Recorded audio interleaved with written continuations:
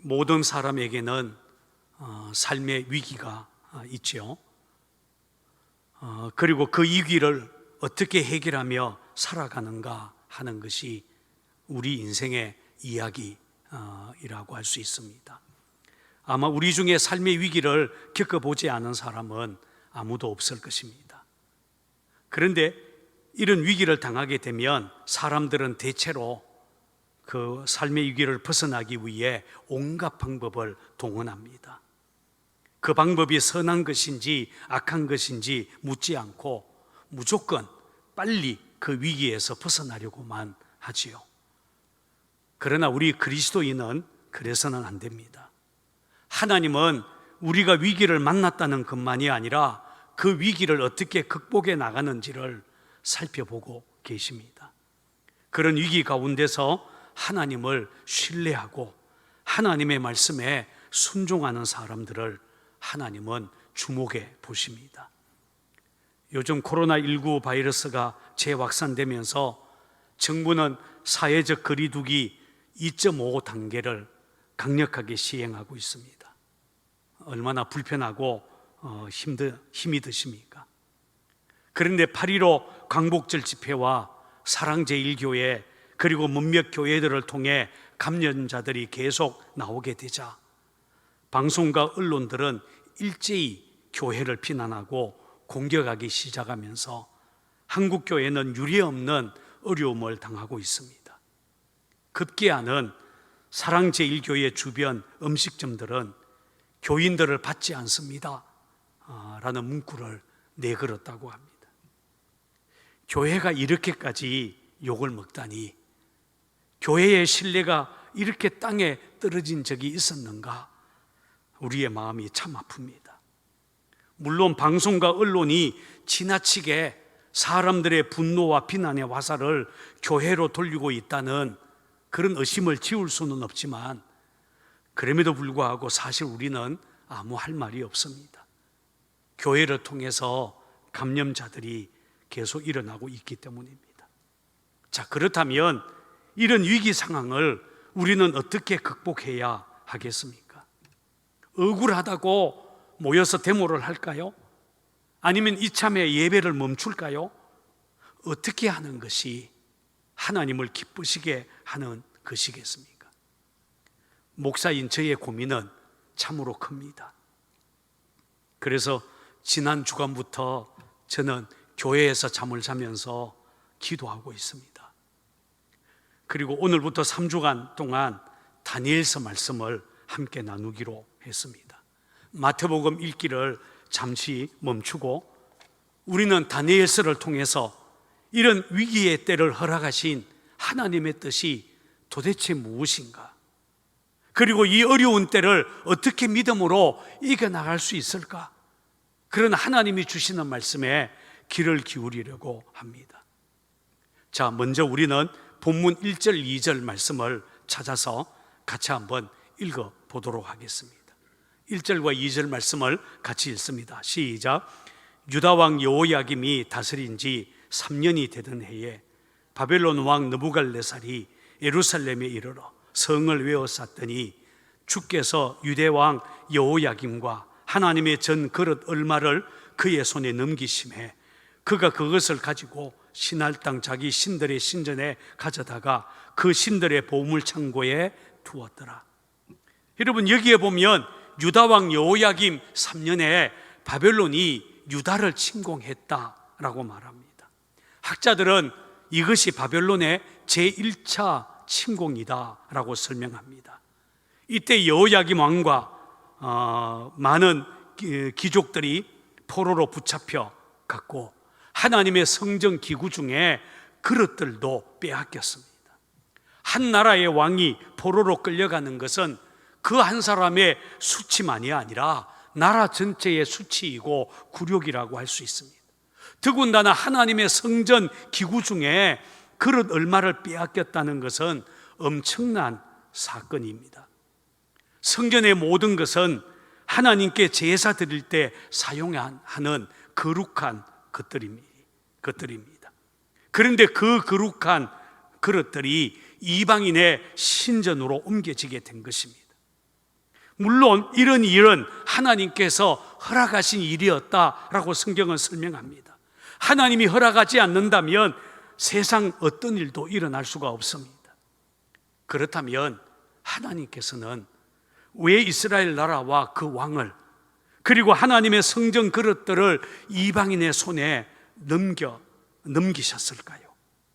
왜 당신의 백성들에게 굴욕과 수치와 그렇게도 깊은 상처를 입게 하셨을까요? 사실 오늘 우리가 묻고 싶은 질문들입니다. 오늘 본문에서 분명히 밝히고 있지는 않지만 저는 하나님이 떠난 그 어떤 것도 의미 없다, 하나님의 말씀대로 순종하지 않으면 결국 이렇게 된다라는 것을 하나님이 보여주신 것이 아닐까라는 생각을 했습니다. 그렇습니다. 성전 건물이라든지 또 성전에서 쓰고 있는 그릇 자체가 무슨 능력이 있겠습니까? 능력은 하나님께 있습니다. 사실 그동안 에레미야 선지자를 비롯한 수많은 선지자들이 우상 숭배에 빠진 이스라엘의 멸망을 수없이 경고해 왔습니다. 그럼에도 불구하고 이스라엘은 하나님의 말씀에 순종하지 않았습니다. 결국 그 예언의 말씀대로 하나님은 이스라엘을 이방인의 손에 넘겨준 것입니다. 오늘 본문은 이때 다니엘과 그의 세 친구들도 포로로 붙잡혀 왔다라고 말합니다. 본문에 따르면 당시 바벨론 왕 느부갓네살은 붙잡혀온 이스라엘 자손들 중에 왕족과 귀족들, 흠이 없고 용모가 아름답고 또 똑똑한 젊은이들을 뽑아서 3년 동안 바벨론의 학문과 언어를 배우게 하고 그 후에 바벨론 왕궁에서 일하도록 하는 특혜를 베풀었다라고 설명을 합니다. 이때 다니엘과 그의 세 친구도 뽑혔습니다. 다니엘의 입장에서 본다면 포로의 서러운 신세를 벗어나고 바벨론에서 출세를 할 수 있는 절호의 기회를 잡은 셈입니다. 바벨론 왕궁에서 일하게 된 것은 분명히 좋은 기회였습니다. 그러나 이것은 기회이기도 하지만 동시에 위기이기도 했습니다. 기회와 위기는 늘 함께 오기 마련입니다.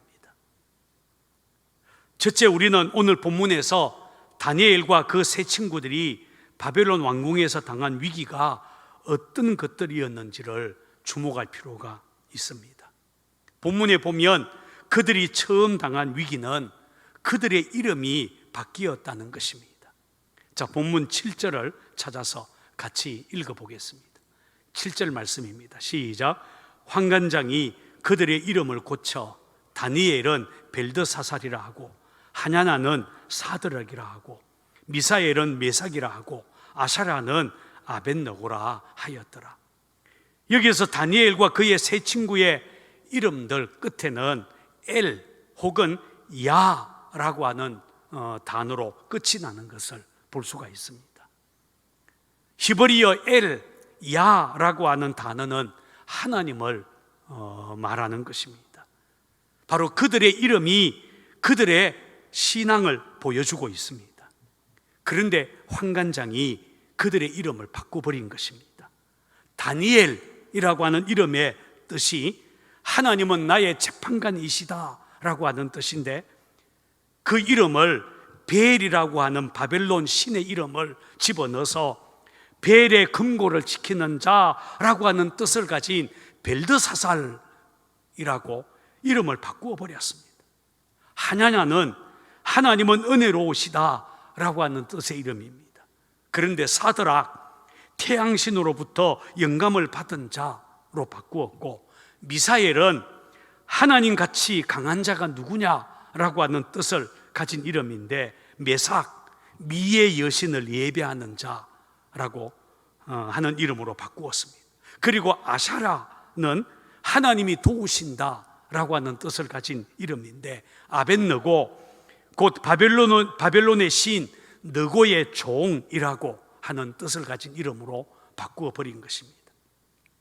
여러분, 환관장이 이렇게 다니엘과 그의 세 친구의 이름을 바꾼 것은 한마디로 너희가 그동안 섬겼던 여호와 하나님을 잊어버려라 이 말입니다. 너희가 가지고 있는 믿음을 갖다 버려야, 그래야 바벨론 사람이 될 수 있다. 너희가 바벨론 신을 잘 섬기게 되면 너희의 장래가 밝을 것이고 행복하게 될 것이다, 그런 말입니다. 바벨론은 이렇게 일방적으로 다니엘과 그의 세 친구들의 이름을 바꾸어 버렸습니다. 그런데 여러분, 오늘날도 마찬가지입니다. 우리 시대의 악한 마귀는 신문과 잡지, 방송, 인터넷 각종 미디어를 통해서 사람들의 마음과 생각 속에서, 특별히 이 땅의 젊은이들 마음에서 하나님 이름 야엘, 이 하나님의 이름을 빼앗아가고 있습니다. 엘, 야를 빼고 다른 것들, 세속적인 성공, 출세 이런 것들을 집어넣고 있습니다. 초등학생, 중학생일 때에는 교회 잘 나오다가 고등학교에 가면 교회를 떠나는 자녀들이 많고, 대학교에 가면 아예 하나님 신앙을 갖다 버리는 아이들이 많습니다. 왜 그렇습니까? 그들이 자라는 동안 세상 학교 교육을 통해서, 세상의 언론과 방송을 통해서 그들의 마음속에 하나님 신앙, 엘, 야, 그것을 빼앗아 가고 있기 때문입니다. 그러므로 여러분, 우리는 정신을 차려야 됩니다. 어떻게 이런 일이 일어나고 있는지를 똑똑히 볼 수 있어야 할 것입니다. 왕궁으로 뽑혀간 다니엘과 그의 세 친구에게 다가온 두 번째 위기는 음식이었습니다. 사람은 반드시 먹어야 삽니다. 먹고 마시는 것은 인간에게 있어서는 가장 기본적이고 중요한 문제입니다. 그런데 그 먹는 것에서 위기가 찾아왔습니다. 그 당시 왕의 음식과 포도주는 벨이라고 하는 우상에게 먼저 떼어드렸던 음식들입니다. 또 하나님의 말씀에는 먹지 말라고 하신 부정한 동물의 고기들이었습니다. 따라서 이런 왕의 음식과 포도주는 하나님 신앙을 가진 다니엘과 그의 세 친구들이 결코 먹어서는 안 되는 우상의 제물이고 율법에서 가르쳐주는 부정한 음식들이었습니다. 그러니 다니엘과 그의 세 친구들이 어떻게 그런 음식을 먹을 수 있겠습니까? 물론 잠깐 동안 타협할 수도 있었을 것입니다. 왕궁에서 교육받는 3년 동안만 그냥 모른 채 하고 음식을 받아 먹고 나중에 정식으로 바벨론 관리가 되고 나면 그때 가서 하나님 신앙을 회복하면 되겠지, 아마 그럴 수도 있었을 것입니다. 그런데 다니엘은 그렇게 하지 않았습니다. 차라리 왕궁에서 쫓겨난다 하더라도, 불이익을 당하고 심지어 감옥에 가는 한이 있더라도 그렇게 하지 않겠다라고 결심을 한 것입니다. 그래서 우리는 두 번째, 다니엘과 그의 세 친구들이 뜻을 정했다라는 것을 주목해야 됩니다. 자, 본문 8절의 말씀을 찾아서 8절의 말씀도 같이 읽겠습니다. 8절입니다. 시작. 다니엘은 뜻을 정하여 왕의 진미와 그의 마시는 포도주로 자기를 더럽히지 아니하리라 하고 자기를 더럽히지 아니하도록 환관장에게 구하니.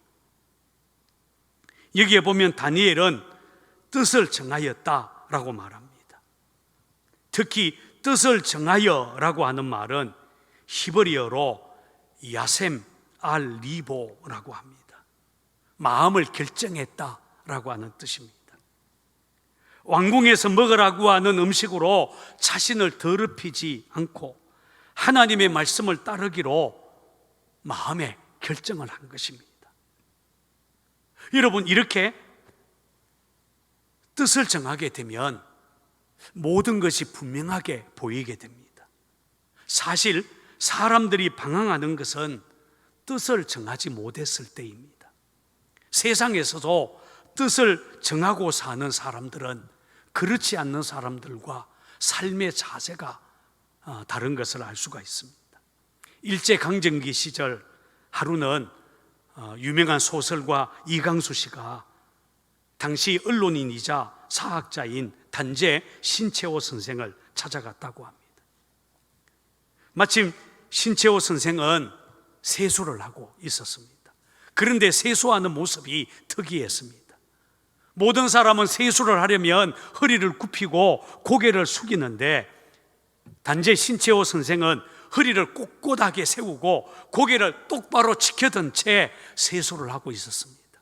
그러니 물을 뿌리지만 물이 흘러서 소매며 저고리며 바지 자락까지 온통 다 젖을 수밖에 없었습니다. 기가 찬 이강수 씨가 아니 무슨 세수를 그렇게 하십니까? 라고 물었습니다. 그랬더니 신채호 선생은 볼멘 목소리로 이렇게 대답하였다고 합니다. 아니 그럼 허리를 굽히고 세수하라는 말입니까? 지금 일본 놈들이 판을 치는 세상인데 이런 세상에 허리를 굽히다니 말이나 됩니까? 나는 죽어도 허리 굽힐 수 없습니다. 참 대단하지요? 뜻을 정한 사람은 어디가 달라도 확실히 다릅니다. 신채호 선생은 일본 놈들이 판을 치는 세상에 허리를 굽히지 않겠다, 이렇게 뜻을 정했다라는 것입니다. 여러분, 다니엘이 뜻을 정한 것도 마찬가지였습니다. 하나님의 백성이 어떻게 바벨론 왕궁이 제공하는 왕의 음식과 포도주, 다시 말해서 우상의 제물로 내 자신을 더럽힐 수 있겠느냐? 그렇게 뜻을 정한 것이었습니다. 아무리 왕의 음식이 기름지고 입에 달콤한 포도주를 할지라도 그것은 우상의 제물이요 하나님의 말씀에 어긋나는 부정한 음식일 뿐이라는 것입니다. 그렇습니다. 여러분, 하나님의 백성이라면 하나님의 말씀을 따라 살아야 하지 않겠습니까? 하나님은 처음부터 애굽 땅의 풍속 따르지 말며 가나안 땅의 풍속도 행하지 말고 너희는 내 법도를 따르며 내 규례를 지켜 그대로 행하라 라고 가르쳤습니다. 사도 바울은 로마 교회에 보낸 편지에서 너희는 이 세대를 본받지 말고 하나님의 선하시고 기뻐하시고 온전하신 뜻이 무엇인지 분별하도록 하라 라고 했습니다. 무슨 말입니까? 하나님의 말씀을 따라 살아야 하나님의 백성이라는 것입니다. 하나님의 말씀이 그렇다라고 하면 그런 것입니다. 아무리 세상이 이게 좋은 거야, 이렇게 해봐 라고 하더라도 하나님의 말씀이 아니라 라고 하면 아닌 것입니다. 다니엘은 타협보다 하나님의 말씀을 따르기로 그 뜻을 정한 것입니다. 한마디로 하나님의 말씀에 자기 인생을 걸었다는 말이죠. 그러나 여러분, 실제로 우리가 다니엘처럼 이렇게 뜻을 정하기가 결코 쉽지 않습니다. 오늘날 많은 사람들은 뜻을 정하기보다는 슬그머니 타협을 선택하는 경우가 많습니다.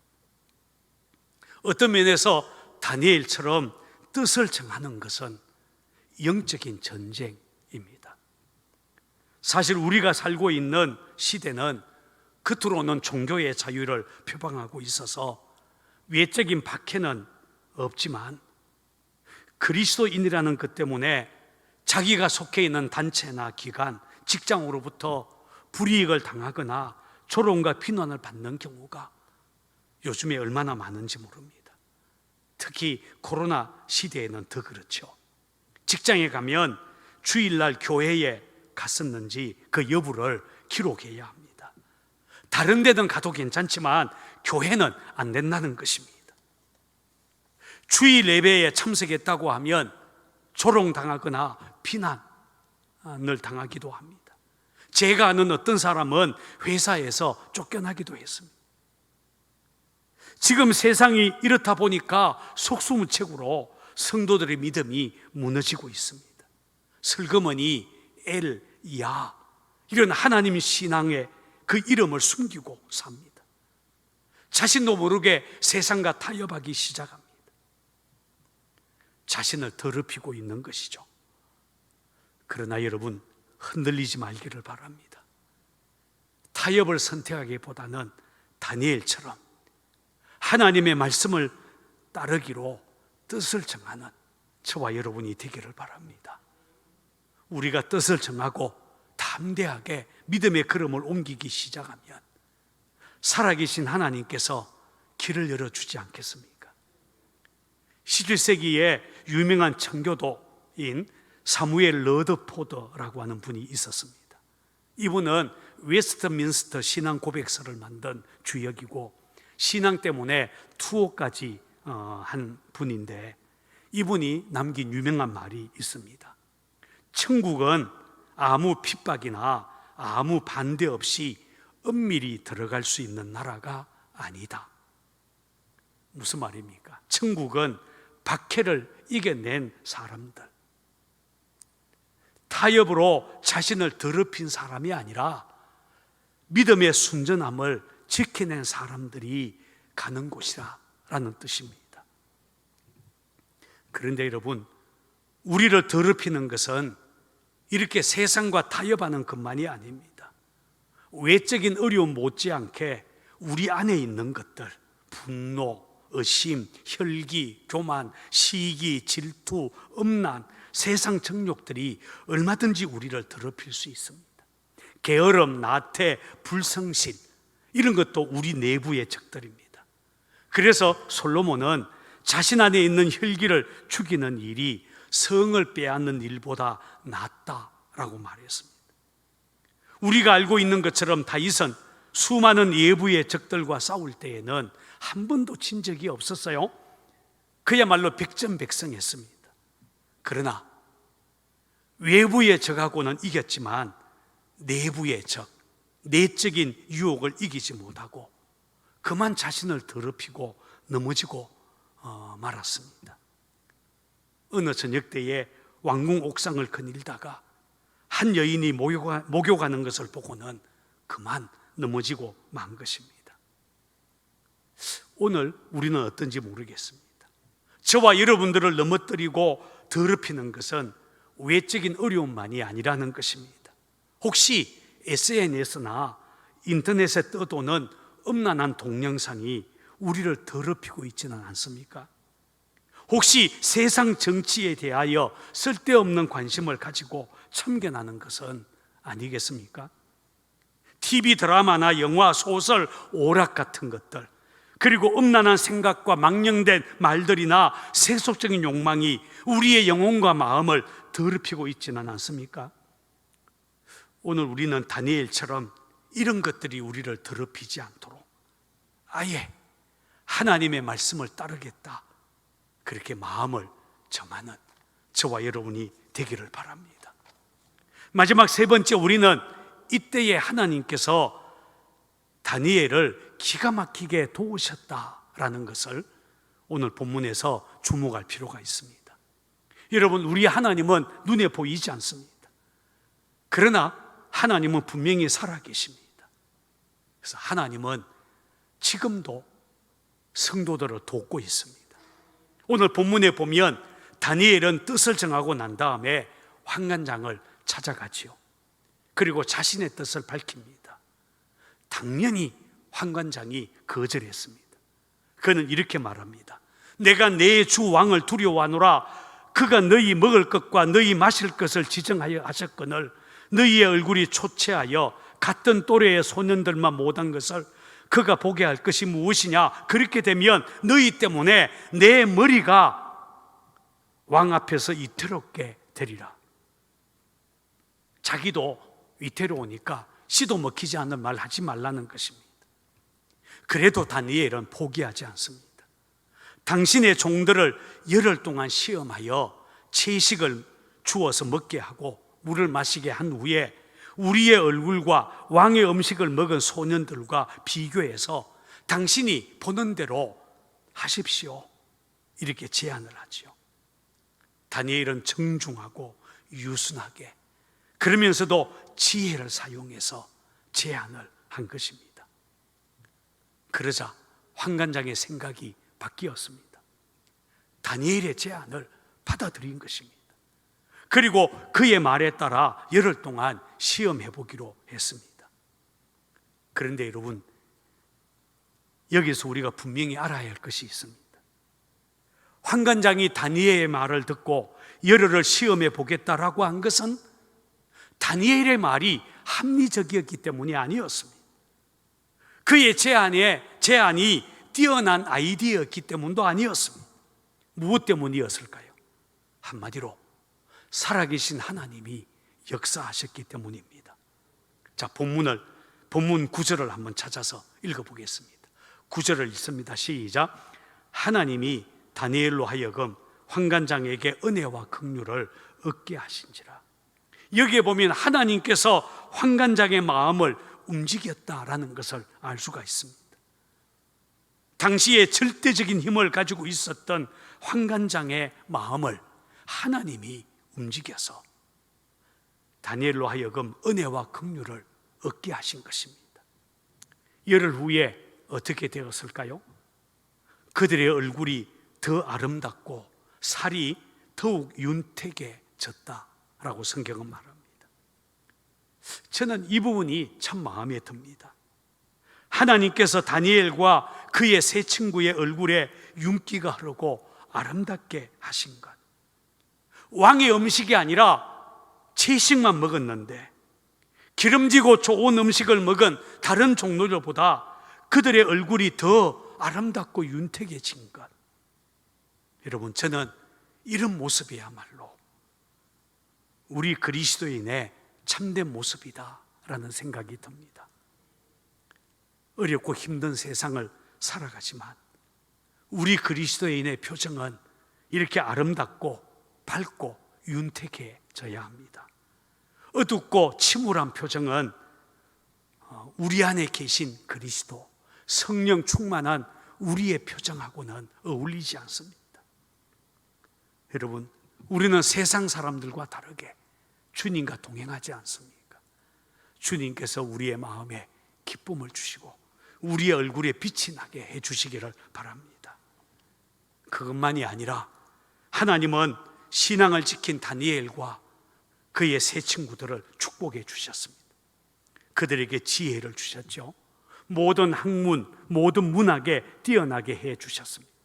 다니엘에게는 환상과 꿈을 해석하는 특별한 능력까지 주셨습니다. 그런데 아주 특별한 것이 있습니다.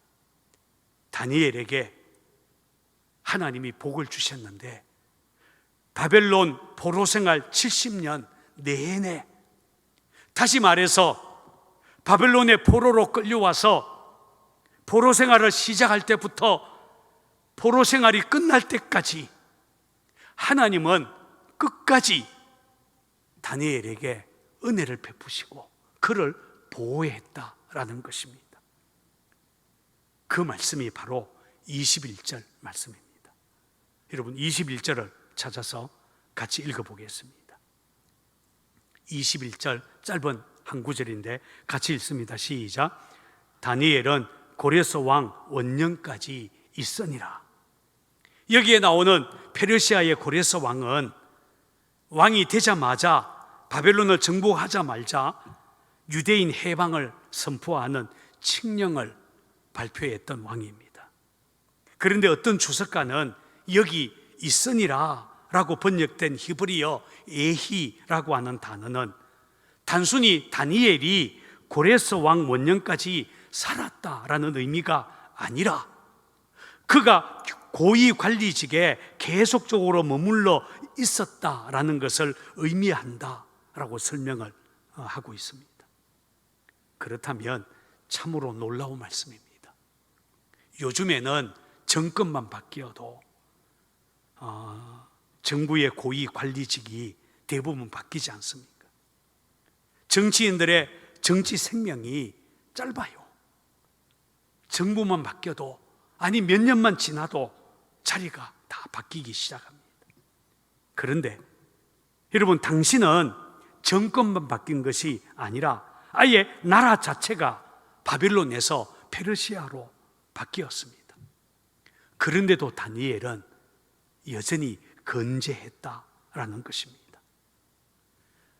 한마디로 다니엘은 처음부터 끝까지 바벨론 포로로 잡혀와서, 그래서 왕궁에 들어가서 바벨론의 학문과 그 은혜를 배울 때부터 시작해서, 그래서 나라가 페르시아로 바뀌면서 바벨론 포로 생활이 끝날 때까지 하나님은 다니엘을 높여주셨고 항상 그와 함께 하셨다라는 말입니다. 얼마나 놀랍습니까? 여러분, 우리 하나님이 이런 분이십니다. 하나님은 처음부터 끝까지 우리와 함께 하십니다. 결코 우리를 떠나지 않습니다. 영원토록 함께 하시는 분이 우리 하나님이십니다. 하나님이 여러분들과 함께 하실 줄 믿습니다. 여러분, 다니엘이 잘한 것이 무엇입니까? 나라가 망하고 성전이 무너져서 더 이상 예배할 수 없는 상황이었지만 다니엘은 자신의 삶이 하나님께 드려지는 예배가 되도록 했습니다. 하나님의 말씀을 따라 살기로 그 뜻을 정하는 것을 통해서 소나 양이나 염소로 드리는 제물 대신에 자신의 삶을 하나님이 기뻐하시는 산 제물, 거룩한 제물로 하나님께 드린 것입니다.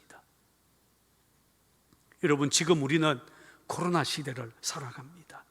교회에 와서 마음껏 예배할 수 없는 상황입니다. 그러나 이런 때라 할지라도 저는 상곡교회 성도들이 하나님의 말씀을 따라 살기로 뜻을 정하는 것을 통해서 다니엘처럼 저와 여러분들의 삶 자체가 하나님께 드려지는 예배가 되기를 바랍니다. 코로나 시대 언젠가는 끝이 날 것입니다. 그리고 마음껏 예배할 날이 올 것입니다. 그때 부끄럽지 않도록 여러분, 세속적인 것으로 여러분들 더럽히지 말고 믿음으로 담대하게 살아가기를 바랍니다. 지금도 살아계시는 하나님, 처음부터 끝까지 도우시는 하나님, 그 하나님이 저와 여러분들을 끝까지 지켜주실 줄 믿습니다.